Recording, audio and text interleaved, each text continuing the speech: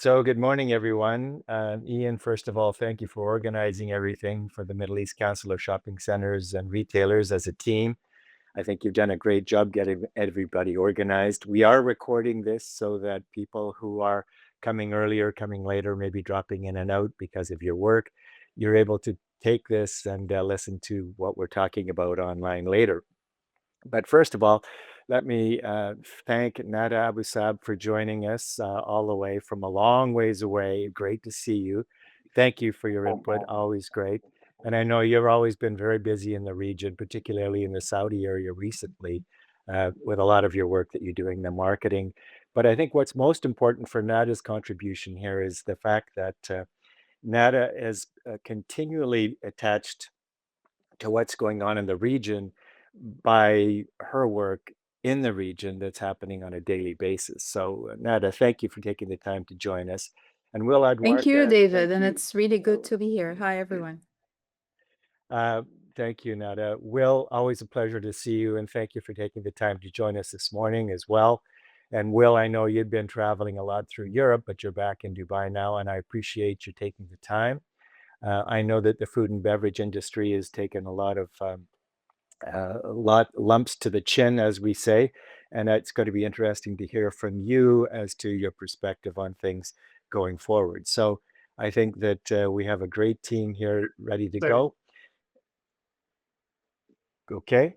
Um, this is our second Middle East Council of Shopping Centers and Retailers industry briefing. So this is the second time we've done this. Our first one, which was a few weeks ago, we had about 100 people in the webinar, and it was a great time to really discuss what was going on in terms of what's happening in the region and what how the retail industry was being affected and how the retail professionals throughout the GCC were reacting to what was going on. And I think that one of the biggest takeaways that I had, and I know that there's many, but one of the biggest takeaways that I had was the fact that it was causing people to drop the barriers, get out of the silos, and be perhaps starting to communicate a little bit more effectively. And what I'm saying from that, as an example, is that people were starting to really talk to one another again, as opposed to the landlord retailer or landlord tenant or whatever was going on.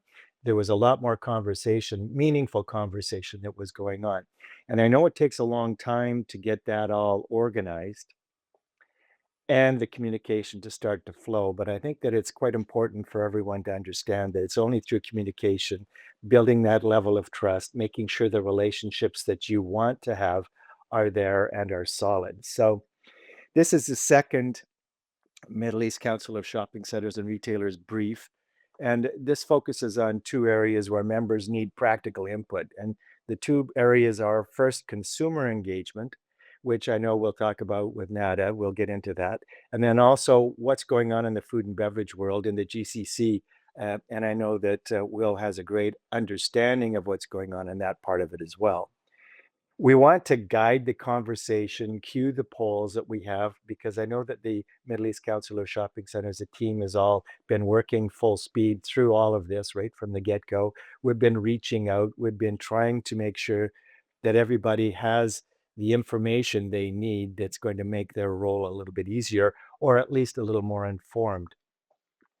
We're also talking about to facilitate transitions between these two segments that we're talking about, which is consumer education and the food and beverage. So today I'm just going to open up like I have, and then um, let's begin perhaps with Will. I know that we've had some conversations before we started about the food and beverage hospitality and your perspective on it.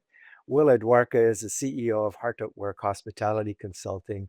Will has been a huge supporter of our organization through the years at our GVS, our education programs, and working through other areas where you've been kind enough to invite me to chat with some of your people from the Across magazine and others through Dubai Mall.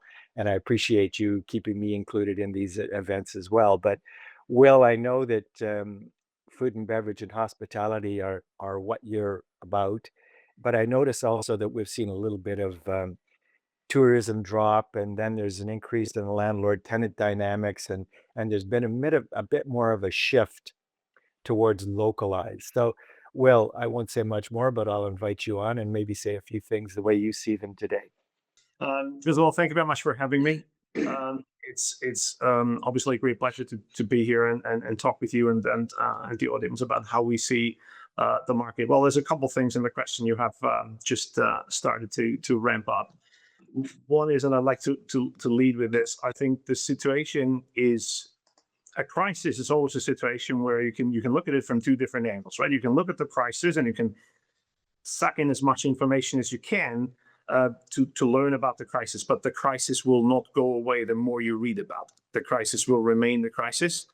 And I think every crisis, regardless of what it was, either COVID or now this Carlos act of somebody, is an opportunity. It's actually a forced pause to look at your business and kind of reflect if what you do is potentially still relevant. Because the reality is, if people drop, so if hotels don't have any guests and tourists are not coming in, and there's all these things declining, and we'll talk about community in a second. That's a fact. You cannot make it. You cannot make it go away. It's the amount of people dropping, the amount of people dropping. Nevertheless, I am still coming. So I'm still there. I'm still a guest. I'm still coming there, and I'm still spending my money. So it is a great opportunity for every business, and that might sound really ridiculous under the circumstances, but it is a great opportunity to really take that pause, take that opportunity, reflect on your business, and figuring out if you're still relevant. Now, given that we do hospitality consulting and we're dealing with different businesses on different levels, and we had enormous amounts of chats in the last couple of weeks, unfortunately, there's different ways how people deal with this. There is the rush way. You're going to cut your staff. You're going to get rid of everybody you have because there's an opportunity to cut costs. I'm not a great believer in it, but on the other hand, there are circumstances where this might be the way forward. However, from our point of view, I really do think it is the best time to look at your business and figuring out, what am I doing for my customers, and how do I make sure that the customers relate back to me and thinking, this is the place I really want to go back to. And that opportunity you rarely have when you're running on 1,000 miles per hour in 10 kilometers height, and where you think of yourself that you're being the greatest thing since sliced bread. This is a great opportunity for actually take that in and looking at your business and figuring out how do you do that. We saw a couple of really great examples of how that can be done in hospitality in general, from surprising people, figuring out if it's still an experience-driven business you're in, or if it's just kind of bringing food from A to B, which, to be fair, is not something super special. It's a good opportunity to look up from, is it really necessary? And I know some people will hate me on this thing, is it really necessary to sell a $10 bottle of wine for 500 dirhams? I'm not sure if this is always the right thing to do, but I think in an overheated situation, I think this is a great opportunity for all of us in different levels to look into that business. The greatest thing I took away from, and we have friends and business partners working in real war zones, like in the Ukraine or former Iraq, or in Iraq in the former days. The most important thing in these times is you give people clarity and transparency. People need guidance and direction. If they don't have it, it gets confusing. And in our pre-talk before it started, we talked about all the social media frenzy and the enormous amounts of fake news there is. But you, as an owner of a business, you have an opportunity to sit down with the people and explain the situation as is. There is no sugarcoating it. It is what it is. It's not getting better when you're doing funny pictures and tell everyone everything's fantastic. I don't think positive thinking alone does get us there. I think it requires transparency and clarity. And if you use that as a kind of an element of your business, you might actually drive every business decision you're going to do from here on forward, potentially to a point where people will actually identify you better. And to that community element, it's no surprise that when people are scared, and I don't think we should make fun of people if they're scared, because I think our threshold for being afraid has changed since COVID, right? Certain people have certain ways to deal with unplannable situations. And if people are uncertain or certainly scared, they look for any form of comfort. And if that comfort is too far away, they might not use that opportunity. So it's no surprise, and it doesn't come as a surprise, that community is always on a rise in crisis because it's something which is close by. You can use the place which is close. You can actually walk over there.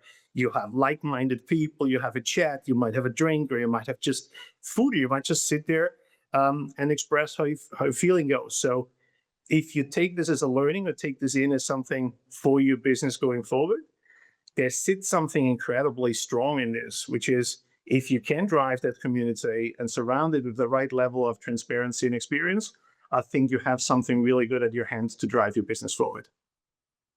Well, thanks a lot. And I think a couple of the things that you pointed out, which I think are critical for people to think about, first of all, is to establish that community that you've already created and go back and rebuild those relationships that you've had through the years, because it's through the community and through the people that you have built up a great relationship with that you can share what is working and what's not working. So, Will, thank you. And I know that with your 30 years in food and beverage operations and also 1,000 plus outlets that you've opened across 40 countries, your expertise across so many different countries and so many different brands, including McDonald's, Starbucks, Burger King, Costa, Wendy's, and on and on and on. So thank you for that. I also know that you're a guest lecturer at the Academy of Hospitality in Dubai. So thank you very much, because also as a GVS trainer, we value your input dramatically. Thanks, David. Nada, let's turn to you, Nada, just for a second, and for the next thoughts. Nada is a master of consumer engagement, and I know that we're thrilled to have her with us for this webinar. With 3 decades of international experience, she's recognized by Dubai Tourism Authority and global institutions for award-winning strategies that advance retail and retail destinations. And I know you've got a terrific background in Dubai and through the GCC. Nada now advises high-profile clients in Saudi Arabia and abroad, and serves as Vice President of Marketing at Digital Opportunity Trust, is a board member of Archery Canada. So you have this also multi-international experience. You're a global judge, you're a speaker, you're a Middle East Council of Shopping Centers and Retailers global representative, you're an International Council of Shopping Centers, a mentor, and you're a contributor to the World Economic Forum. So you bring together all the best things in terms of connecting expertise and talent worldwide. Now, with that introduction, give me your thoughts about what you've been hearing and what we can best do to talk about consumer engagement, because our webinar followers today are interested to hear about what they can do that might make a difference. Thank you, David. And the subject of today's session is very, very interesting, because we're talking about consumer engagement. We're talking about F&B. Will, I resonate a lot with everything you've said. At the end of the day, F&B is really not optional in our industry. It's the engine, right? And when we talk about consumer engagement, consumers, are vital for this business, but also from a retail perspective, they're going through this moment of high uncertainty, and what they're looking for is definitely not perfection. What they're looking for is presence.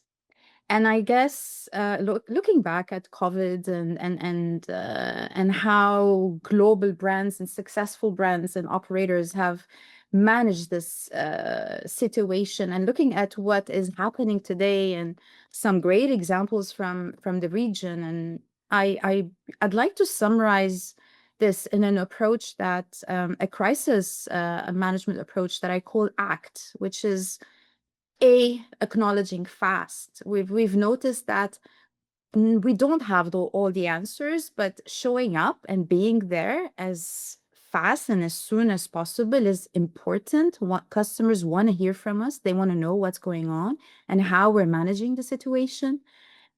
C is for connecting humanly, because tone matters, right? I mean, tone matters even sometimes more than content itself, especially in the first moments. And T is for triggering the community.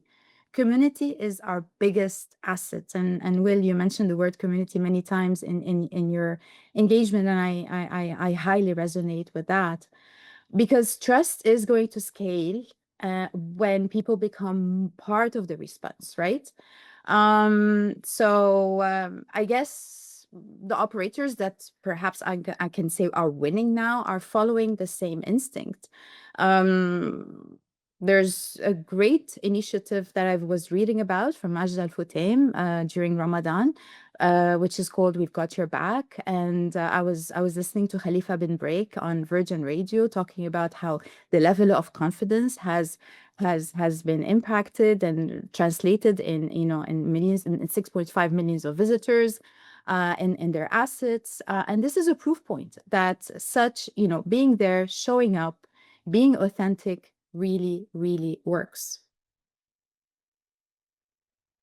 Nada, thank you. I appreciate that. And if we go back to our last webinar, part of the takeaway that we had there was we're navigating a new reality. And I understand what you're saying with the ACT acronyms you're talking about. What we learned from our last webinar was community malls are holding pretty steady in terms of their turnover and their sales. And that's throughout the GCC. But as we looked at the tourist-dependent assets, they are becoming a little bit more under pressure because of the international visitors decline. But I think what we're learning from each other is something that, and you're talking about this now, and talking about what Majid Al Futtaim we're talking about. We're talking about what's working right now to bring residents into the shopping center in the community. And I was looking at what some of the groups are doing right now, and I was very inspired by the footfall and the traffic. For example, I was reading about Dalma Mall. It's actually holding steady or actually increased. They've done some things in terms of their marketing that have drawn a lot new people into the shopping center.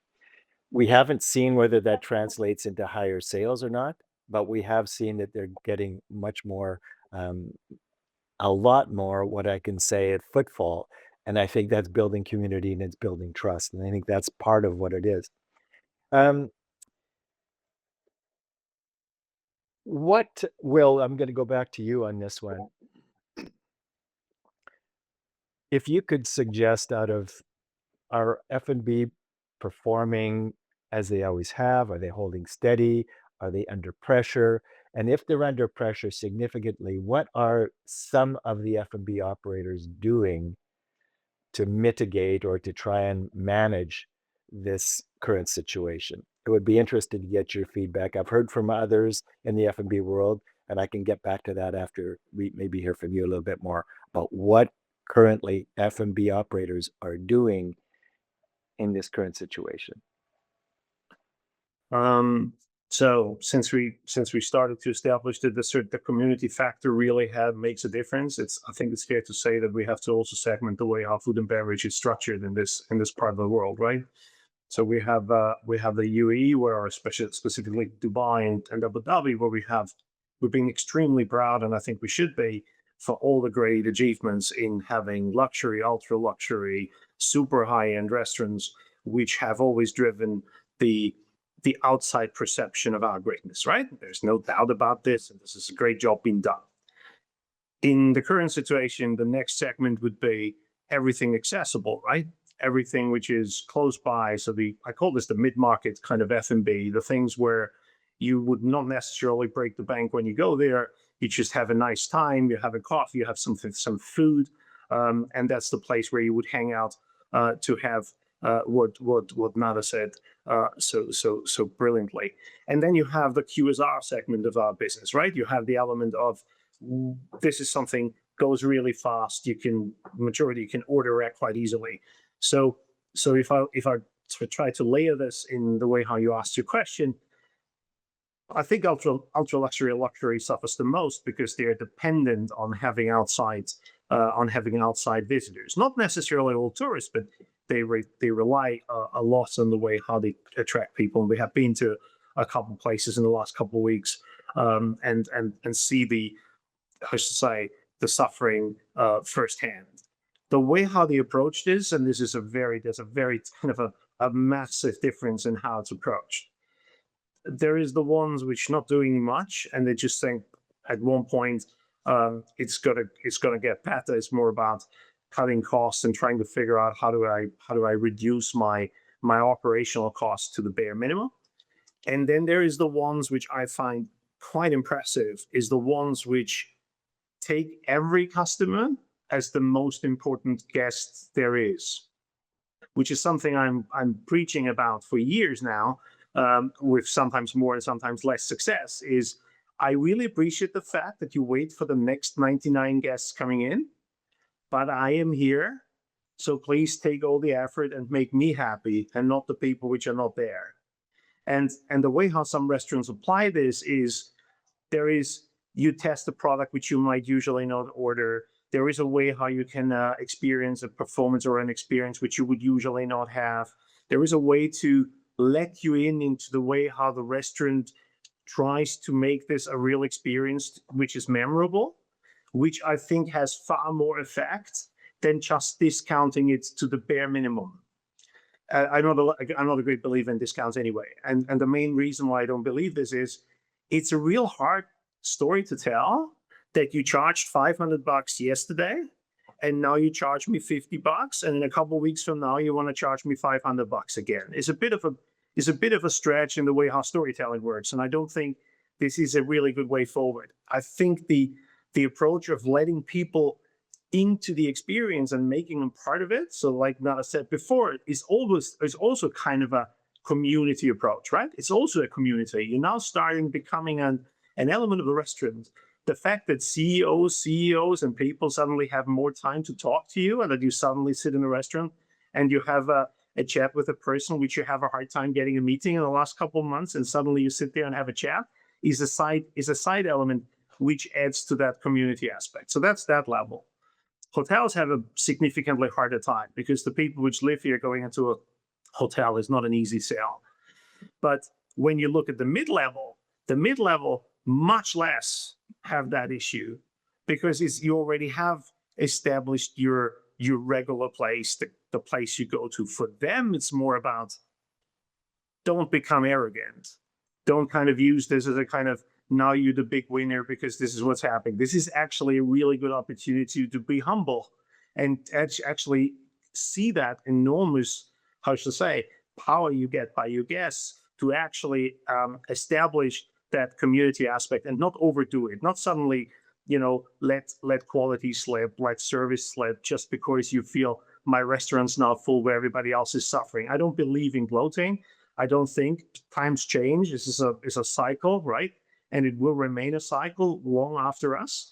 So I think it's the right time for actually seeing that as an opportunity for creating trust and a general kind of positive belief in how things are going forward.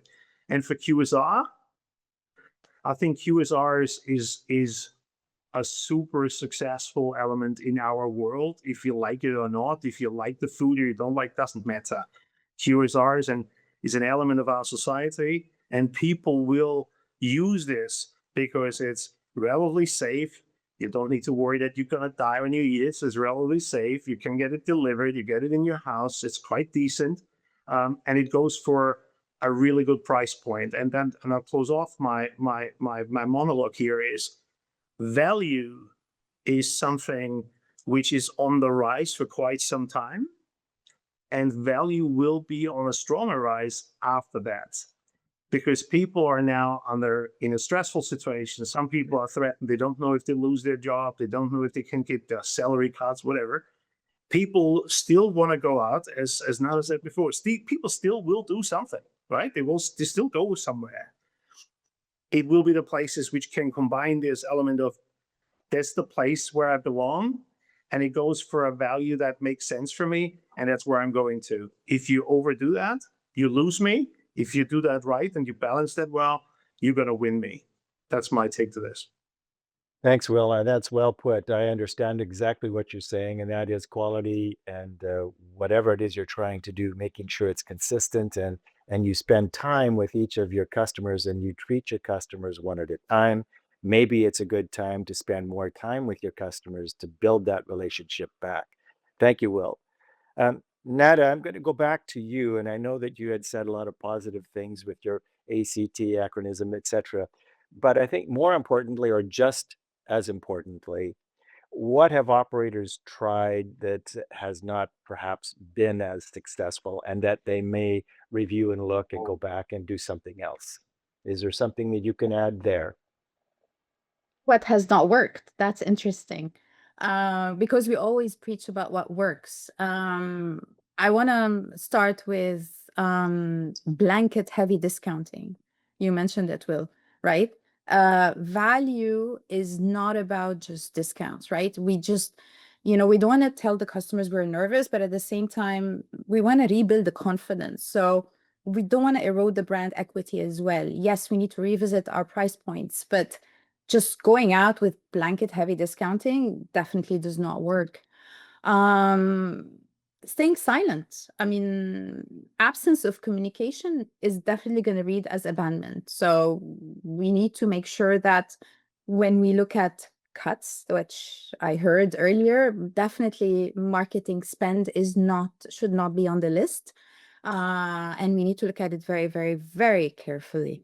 And then, or, there are some businesses that, decide perhaps that we need to continue as usual, but this is, hoping that things are going to change soon. We need to be agile. One thing we've learned from COVID and from previous crises is, agility is critical.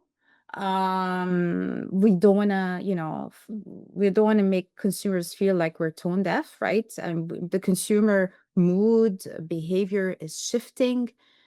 We need to focus on their current needs. What they need today is safety, and they are craving a return to normalcy. So we need to acknowledge that as we are developing our campaigns, our experiences, our offering.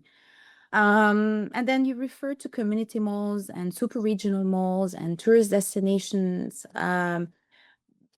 Retail destinations. I mean, tourists do matter, but now that, we don't have a lot of them, we need to focus on the residents, right? So we need to shift, we need to be agile. So that's a very interesting question and approach, looking at what's not working. And I guess those are 4 things that I think we should avoid. Thank you, Nada. It's well put, and I understand exactly what you're talking about. First of all, it seems like you're really focusing on having a strong resilience, but also what I heard very strongly come through from you is don't stop marketing at all and don't discount like crazy just to keep things going. There are ways around it, such as building relationships and keeping that going. How do I put this? How do I put this right? I think I said at the beginning.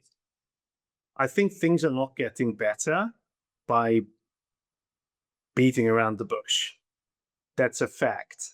If you are uncertain and if you're scared and if you don't know how things go forward, regardless how positive people talk to you all the time, you will be more mindful in how you spend your money. That might not go for everybody, and there might be significant differences, but overall, across the board, people will cut down on spending. And if I'm a restaurant owner, that's a fact I need to deal with. You cannot force the opposite in times like this. You can't. We could argue that opening a Primark in Dubai Mall drives 30,000 people to buy stuff. That fits into what Nada just said. People would like to feel normality, and opening a retail store under the current circumstances and everything runs normal for really good value for money, whatever, is that type of normality where people say, this is what I like. So there's no surprise. For restaurants, getting people up to more spending, I don't think this is going to, my personal opinion, I don't think this is going to work. However, there will be a time after that. This will pass. I don't think we should think of it, it will pass tomorrow, it will pass next week, but it will pass. And the way how you establish your interaction with that customer under the current circumstances, even if you deal with a decline in spending, is vital for how you're going to do business in the future. In my mind. The other element, when you think of supply chain and all the challenges which come along with it, I think, as I also said, If you're in a forced pause, it's a great opportunity to look into your processes and procedures you're having, into the way how you set your menu, and the way how you set your business, to ask yourself the question, is everything I have really necessary for my business to go forward? And that might be that super, super expensive item you have on the menu because somebody once said this, you have to have this. There might be an opportunity to review this and say, well, maybe not.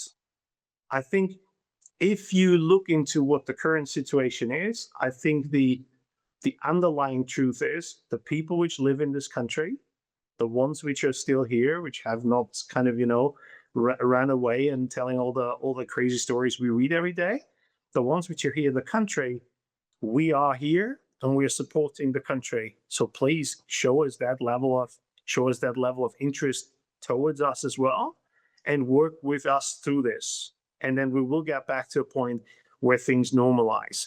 The rest is you as an entrepreneur, as a business owner, doing what a business owner is supposed to do, is review your business and ask yourself if this gives you an opportunity to look into things again, which you might have not done for a while because things were running really great and you haven't really looked into it. So I think there is a good opportunity for some cleaning up, for some filtering, and some opportunities to really drive your business more effectively and make it ready for whenever this passes. Thanks, Will. I appreciate that. I think one of the, just shifting a little bit from that, and I certainly understand what you're saying, and I appreciate those comments.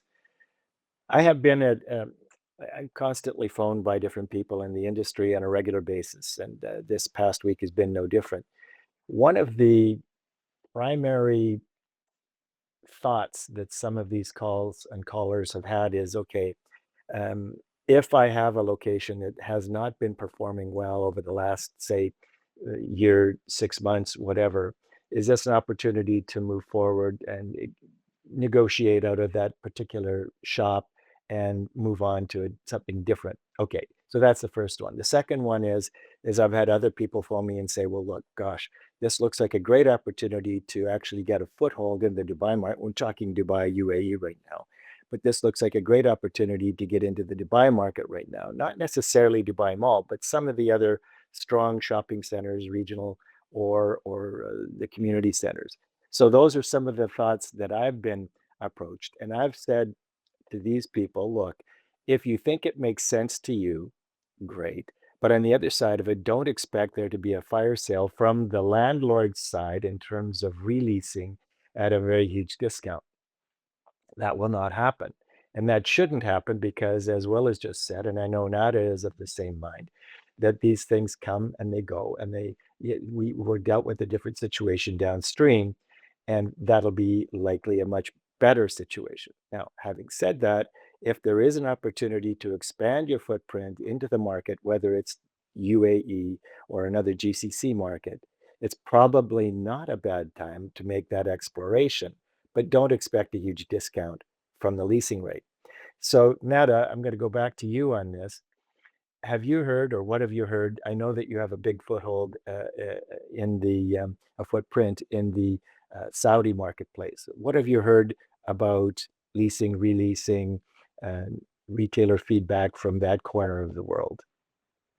I just want to say that, David, one thing that I really applaud is, and then I've noticed not only in Saudi, but in the region, is while retailers and landlords are managing the situation on a short-term basis, right?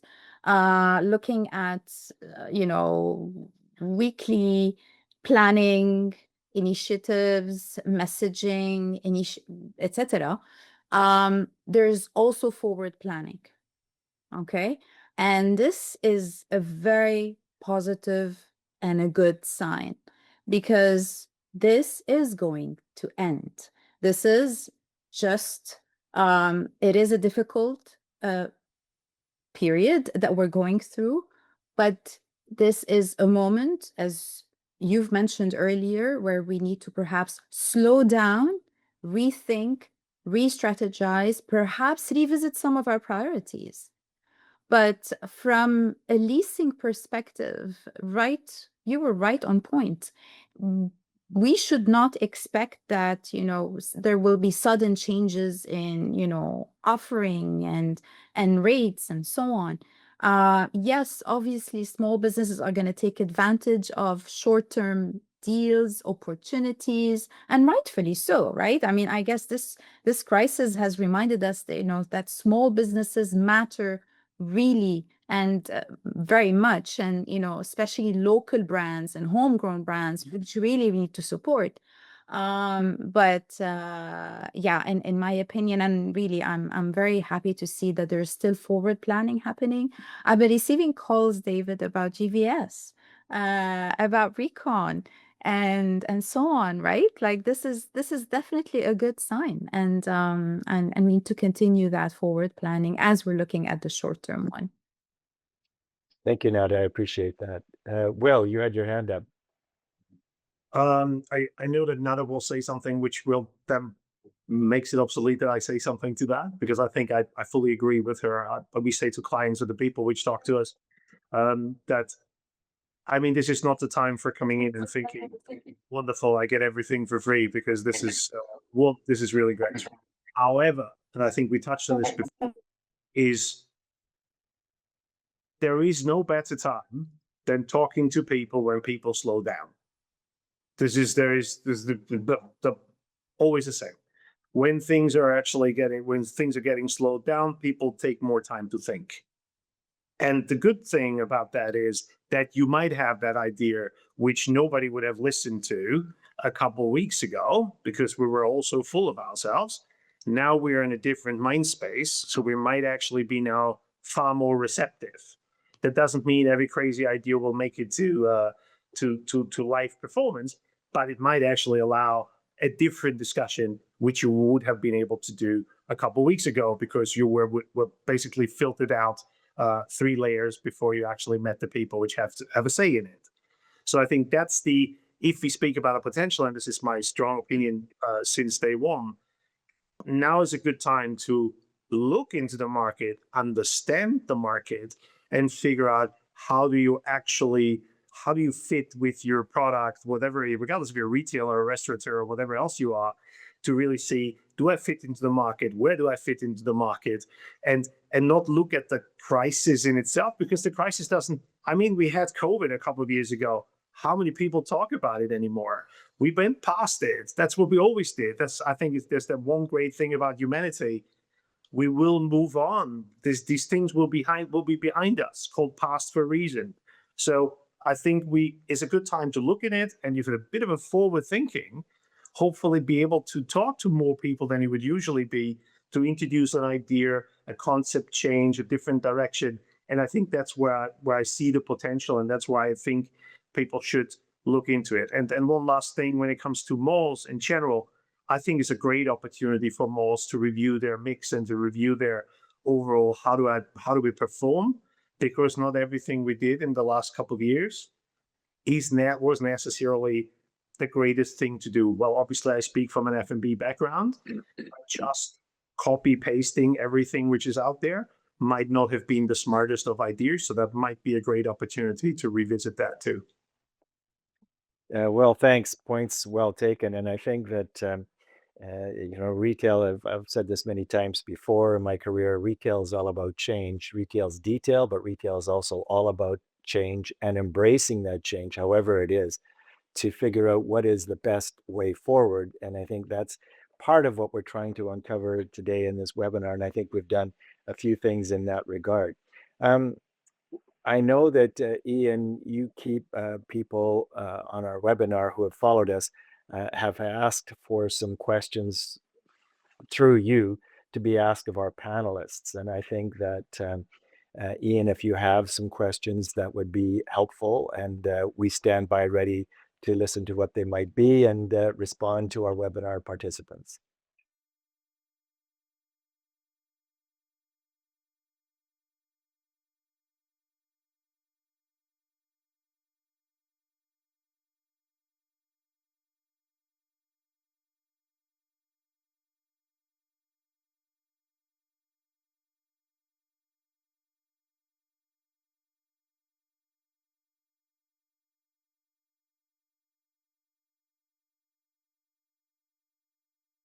Okay, let me start with that. And I can also, when I heard that question, and Will, you had just mentioned this again, but when we spoke about COVID in the past, there were similar ideas expressed. Where are we at? How are we going to get through it? What's coming? What do we do next?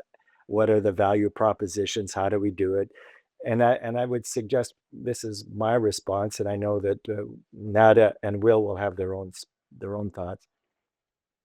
Each retailer, each shopping center owner, each shopping center retail professional, we all have our own roles to play. We all have our own vision of what that might be going forward.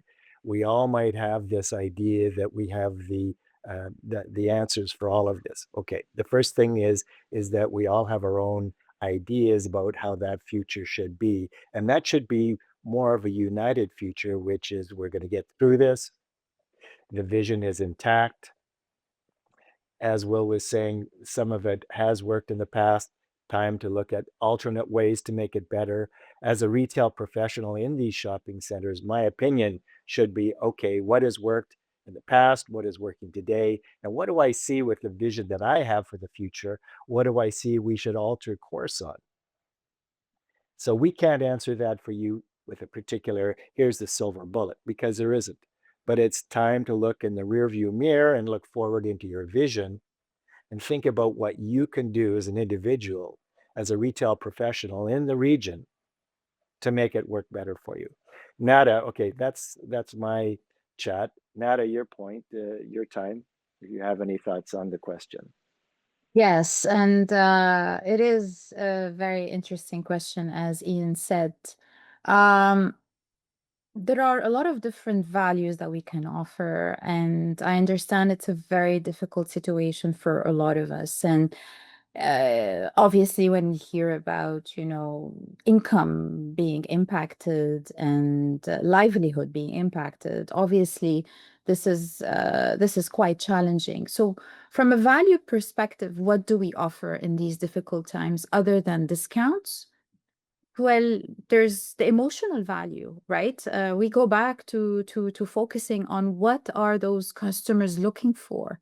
They're looking for safety. They're looking for familiarity. They're looking for normalcy. And, emotional value is something we need to keep in mind as we are developing our unique value proposition. This is from a marketing language perspective for, it applies to brands and retail destinations.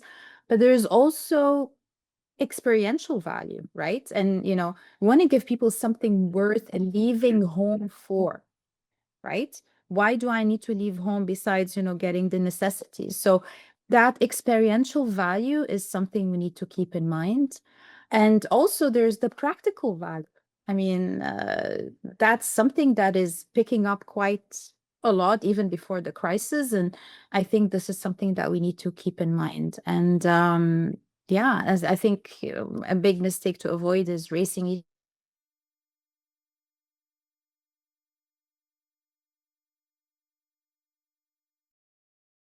who's asked that question. And yeah, Thanks, that's it. Nada. Thanks, Nada. I appreciate that. And I think it goes back to one of your earlier comments, and that is that it's a knee-jerk reaction to think that we don't need to spend on marketing anymore. But what you've just said is full on for me an idea that in fact your marketing becomes even more important. You're highlighting safety, security, you're highlighting a social time for the family, which we have always offered in our shopping centers throughout the GCC. And I think that's an important aspect to remember. Don't just cut the marketing budget. Okay, Will, your turn. Any ideas? Any thoughts? I will not repeat what Nava just said because I love it. The emotional value is something which I'm a strong believer in, but I will do something else. For years, we love to work in bumper stickers. It's a bit like people are the most important assets we have. I mean, in this industry for over 30 years, we're saying this for 30 years, but we never mean it. So I think the good thing in crisis is if you actually have identified this is something really important, because I think the emotional value you create for a customer, a guest in a business, in a hotel, whatever, is a currency which will which will carry you along. I think it's we used loyalty a lot in the past, but the classic systems of loyalty have disappeared because you cannot buy loyalty anymore. Because I come to your place, and if I don't like your place, I go to another place. And the reason why I like or dislike your place might not have to do with the fact that you get 10 stamps or you get a whatever. There's somebody I don't want to go there anyway. When I have an emotional connection to a place, when I feel valued, valued and authentically taken serious and not just on a superficial level, there is a higher likelihood that I will go back to the place and I will still spend my money, because I think we have established, even in really difficult times, people still go out there and spend money on things they like. Rather it's a coffee or it's a pizza, it doesn't matter. People spend money. They might not spend as much as they spent before, but they still spend it. To earn that trust that they spend it in your place, sorry, that they spend it in your place is, I think, is the most important thing there is. It's not the price. It's not the the bells and whistles. It's really the element of, can you actually earn that trust by the way how you treat me? And in my opening statement to this question, I think we superficially do that a lot, but when it comes to meaning it and doing it, not so much. And I think and if you compare businesses before the crisis and after the crisis, like you could do with COVID and other places, if you compare different kind of restaurants or establishments to each other, you will not be surprised that the ones which take that serious usually outperform the others twofold, because you cannot trick people in believing that you mean it. If you mean it, I feel it, and if you don't mean it, I go somewhere else. And I think this is in regards to creating a value in the current view of that type of industry, or whatever industry it is. If you cannot establish it, you lose it. Thanks, Will. I couldn't agree more. And this idea of something new, I think, is a very important aspect in terms of what you're doing in that. And I'm looking at Primark as an example and opening in Dubai Mall. And I don't know how many people came, but to your point, people still have money to spend.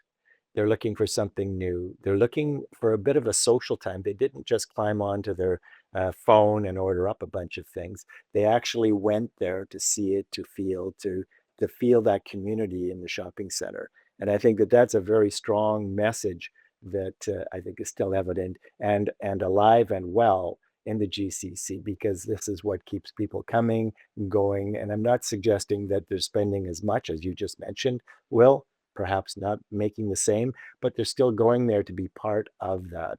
And that is an example of what shopping centers have always done. And as a shopping center professional, as long as you're aware that your role is to keep people coming back over and over and over again, safety, security, and a social and community context, that's where it begins. And whatever that takes to break down the silos and the communication barriers, that's very important for you to keep that going as a retail professional. Okay, I want to go back now to Ian, and I know that you had a couple of questions that the webinar attendees had. We've had the first one, thank you. Is there another question that you wanted to feed to our panel discussion today?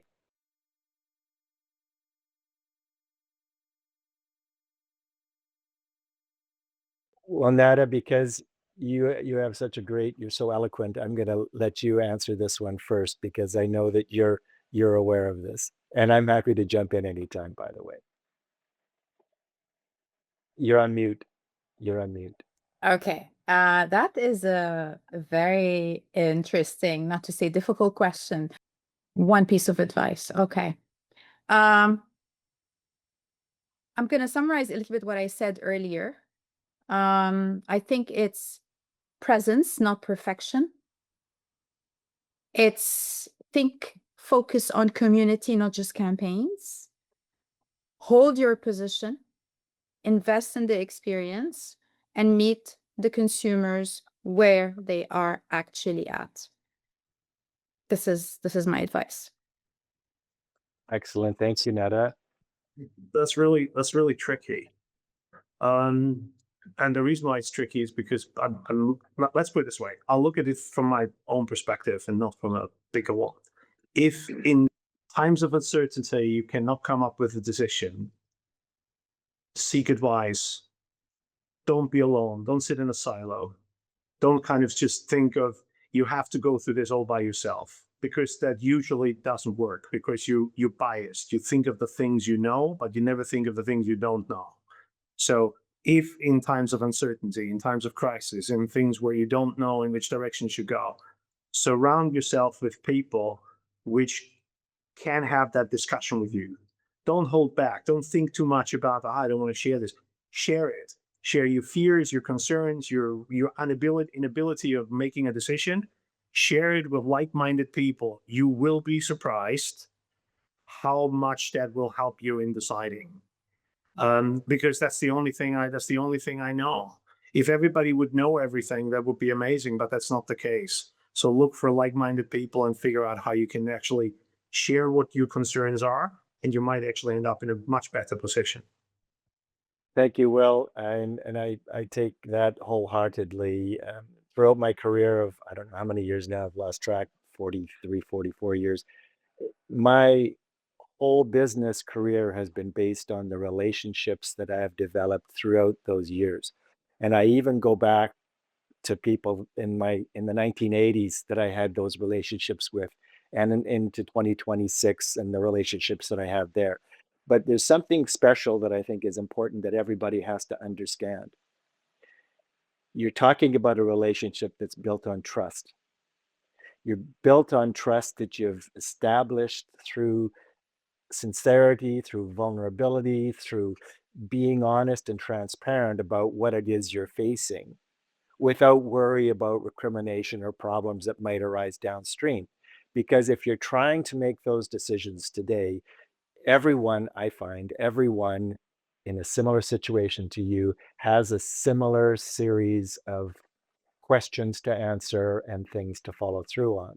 So talk to people. Will, you hit the nail on the head. Nada, you did too. It's talk to people, but people you trust and people you have a great relationship with. And then also go outside of that and find out other people that may not have the same view that you do, to make sure that whatever you come back to and you understand is your way forward, you've tested it by the people around you. Will, you've got your hand up again. How could I say no to that?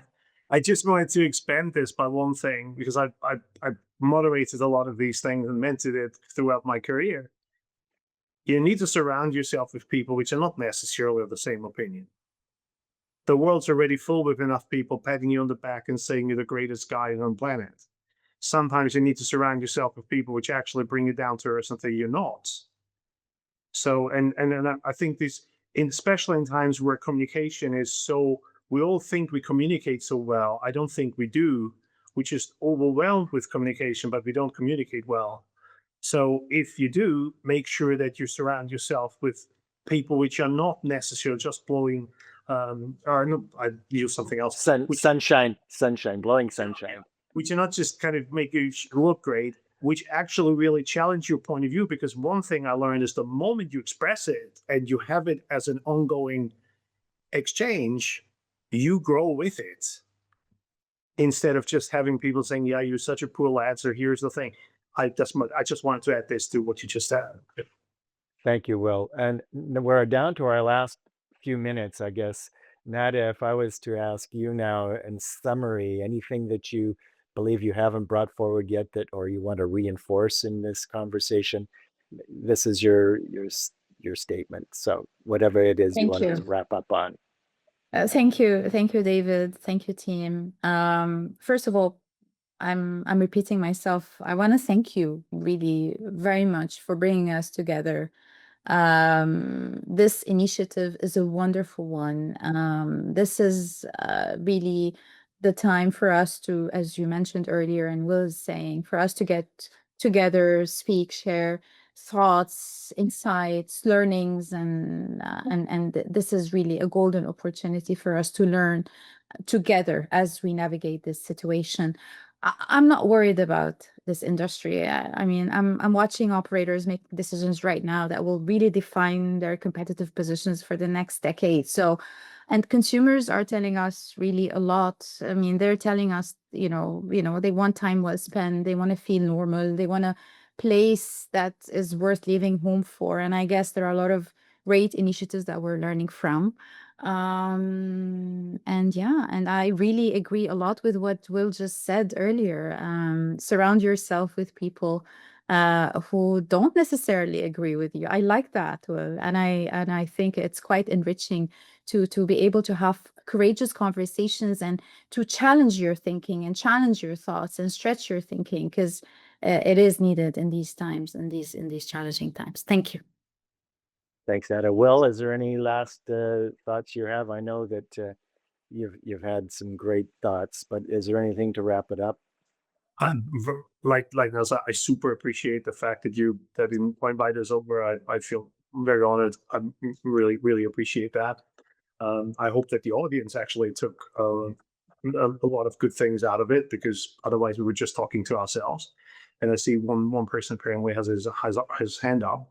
I think what I would like to add, and this is more on a personal observing my surrounding the people, there is no need for any of us to become a military expert. Stop reading what's going on with the crisis, how many rockets hit us, how many drones have actually been fired to us, because at the end of the day, that just drags you into a rabbit hole.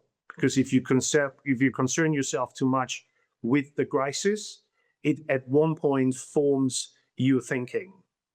Take that, just trust in our government and in the ability of our men and women in arms, which protect us every single day. Trust that they know what they're doing, and focus on the things which will be behind the conflict, because that's what will get you in a different kind of cadence of thinking, and it will get you away from this constantly focusing on what's happening where, because whatever happens.